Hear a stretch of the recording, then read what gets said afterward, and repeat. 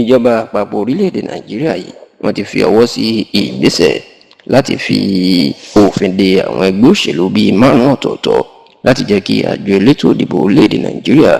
Independent National Electoral Commission (INEC) kí wọ́n gbégi lé àwọn ẹgbẹ́ òṣèlú náà kí wọ́n sì pa orúkọ wọn rẹ́ nínú òfin Nàìjíríà, tó sì jẹ́ pé níṣe ni àwọn olóṣèlú alátakò iná máa ń fẹ̀sùn kan olórí oko orílẹ̀-èdè Nàìjíríà Ààrẹ Bọ́lá Ahmed Tinubu wípé òun ló wà lẹ́yìn ìṣẹ̀lẹ̀ náà àti wípé gbogbo ọ̀nà tí ó fi pa àwọn ẹgbẹ́ òṣèlú alátakò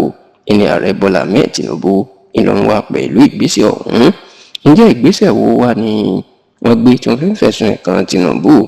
Ó mọ̀ ní bí olórí ẹgbẹ́ àwọn tó ti jẹ́ aṣòfin tẹ́lẹ̀ lórílẹ̀‐èdè Nàìjíríà èyí tó ń pè ní National Forum of Former Legislators NFFL ìyún ọ̀gbẹ́ni Igbókù Ráfẹ̀ Nnàná bí ó ṣe gba ilé ẹjọ́ lọ tó sì gbé àwọn ẹgbẹ́ òṣèlú bíi 5 ọ̀tọ̀ọ̀tọ̀ lọ sí ilé ẹjọ́ pé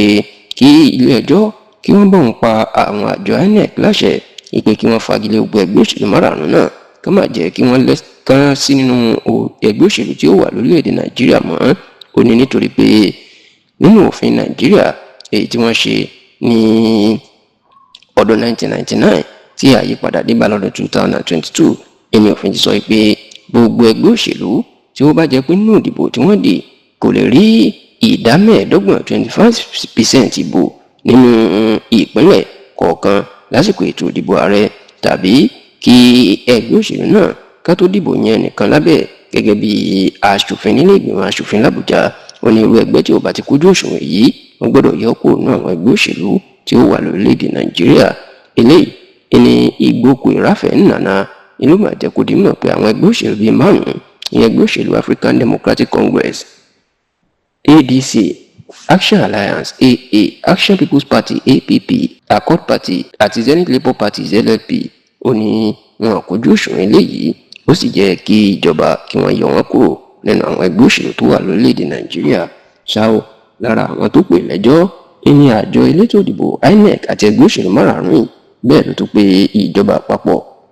nípa mínísítà ọ̀rọ̀ ìdájọ́ lórílẹ̀‐èdè yìí Abdulateef Fagbemi ìlòpọ̀ náà lẹ́jọ́ sí ẹjọ́ ọ̀hún. Ṣáó nígbà tí ìjọba àpapọ̀ nípasẹ̀ Abdulateef Fagbemi táwọn sọ̀rọ̀ ní ẹjọ́, àwọn náà làwọn fọwọ́ sí ọ̀rọ̀ tí Igbókù Ráfẹ̀ Nnàná tó sọ yìí, tó sì ní kí ilé ẹjọ́ kó fagilé gbogbo ẹgbẹ́ òṣèlú márààrún náà. Ṣáó níṣẹ́ láriwo ti sọ tí wọ́n sì ń sọ pé Tinubu ni ó tún fẹ́ gbọ́ ọ̀nà ẹ̀bùrú mi láti fi òfin de gbogbo àwọn ẹgbẹ́ òṣèlú alátakò tó gbàgbọ́ pé àwọn alátakò lè fẹ́ lò láti fi gba ìjọba lọ́wọ́ òun, tọ́rọ̀ ètò sì ti ń da awuyewuye ńlá sílẹ̀.